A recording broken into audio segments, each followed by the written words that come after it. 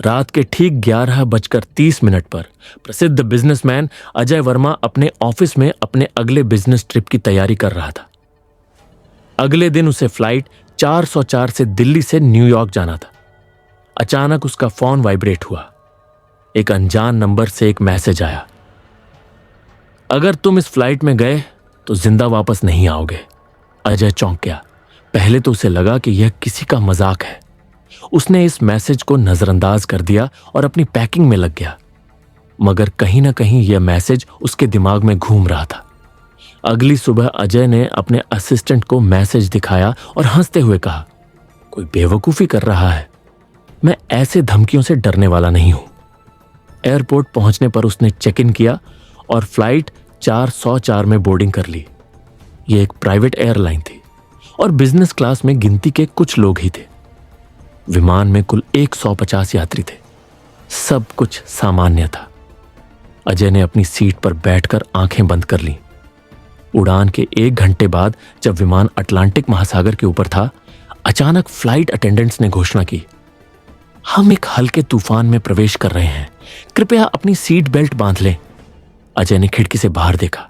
बादल गहरे हो रहे थे और बिजली चमक रही थी, लेकिन तभी उसने देखा कि एक काले धुएं जैसी आकृति विमान के साथ उड़ रही थी।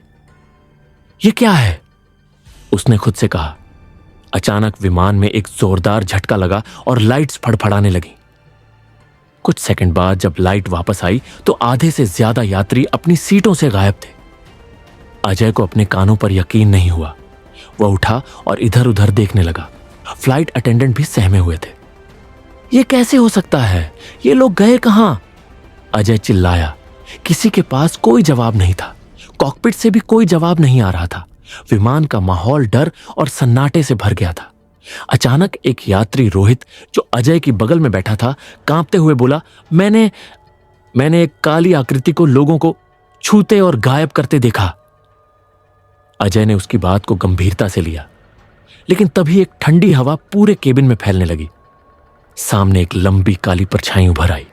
उसके लाल चमकते हुए आंखें और भयानक चेहरा देखकर सभी थर थर कांपने लगे। अजय ने हिम्मत जुटाकर कॉकपिट की ओर दौड़ लगाई, लेकिन जैसे ही उसने दरवाजा खोला, अंदर का दृश्य देखकर उसकी रीढ़ की हड्डी जम गई। दोनों पायलट अपनी सीटों पर मरे पड़े थे और उनके चेहरे भय से सूख चुके थे। कॉकपिट के कांच पर वही काली परछाई झुकी हुई थी, मानो अजय को देख रही हो। अजय को अचानक याद आया कि आज से ठीक 10 साल पहले इसी फ्लाइट 404 का एक विमान इसी रूट पर गायब हो गया था। तब से यह रूट बदनाम हो चुका था। लोगों का कहना था कि वह विमान किसी रहस्यमयी शक्ति के चंगुल में फंस गया था। अजय को अब समझ आ गया कि वह मैसेज मजाक नहीं, बल्कि एक चेतावनी थी। हमें इस प्लेन से बाहर निकलना होगा, अजय चिल्लाया, लेकिन अब बहुत देर हो चुकी थी। विमान की पूरी बॉडी धुंधली होने लगी थी, मानो वह किसी और दुनिया में समा रहा हो।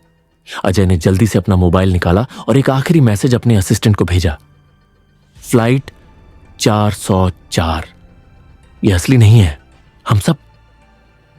मैसेज अधूरा रह गया। अचानक एक जोरदार झटका लगा और सब कुछ अंधेरा हो गया।